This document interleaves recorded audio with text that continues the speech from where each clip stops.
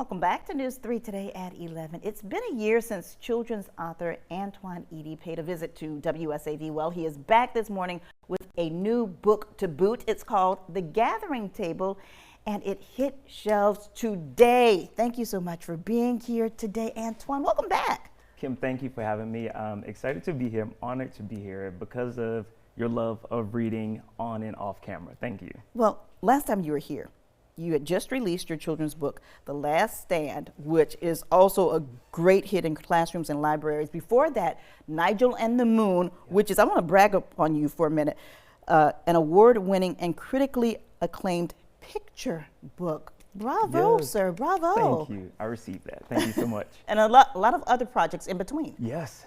Yeah, it's been an exciting journey, and I'm happy to be here now with The Gathering Table, illustrated by London Lad. Yeah. I was going to ask you about the illustrations. This is an incredible picture book. Yeah, London actually had never been to this part of the South. He came down to the Low Country to study the buildings, the greenery, our nature, and he nailed it. He put it all in the book.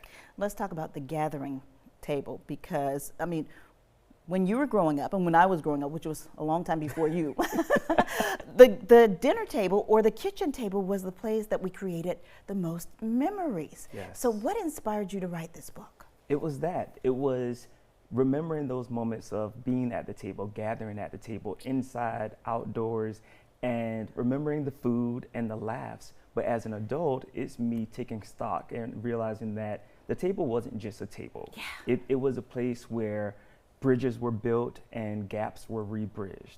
And I wanted to invite readers into that space so that whatever the table looks like today in our lives, we can make sure we honor the table for all that it offers. Now, you grew up in the South. Yes. Charleston? Beaufort, born in Beaufort, raised outside of it. Oh, yeah. Not Charleston. Garnett, South Garnett, Carolina. yeah. Garnett, South Carolina. Grew up in South Carolina. You're now calling Savannah home. Yes. What does this book mean to you being from the South? This book is everything because in a way it's the Low Country but in book form. Mm-hmm. Because when readers pick up this book, they'll see that this is a table of love, a table of pride, a table of hope, and a table of freedom.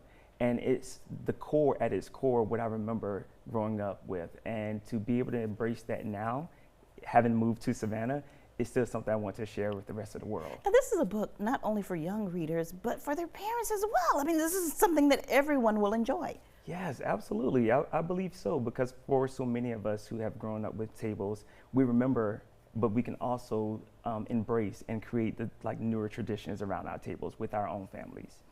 You've spent the past couple of weeks touring everywhere. We were talking about Kalamazoo during the break. You're headed to Dallas after you leave here. So in between the touring, you say you like to read, tour, talk about the book, but you're also in search of some good Low Country boil. Absolutely, absolutely. And I love that London illustrated that in this book too, because readers will see the crab crack where that table outside is just layered with shrimp and corn and sausage. But yes, I had some when I was in Kalamazoo, and it was really good. And it was but not Savannah, not Savannah, not like Savannah. Good, but it was good. Yeah, it was good for its moment. Okay.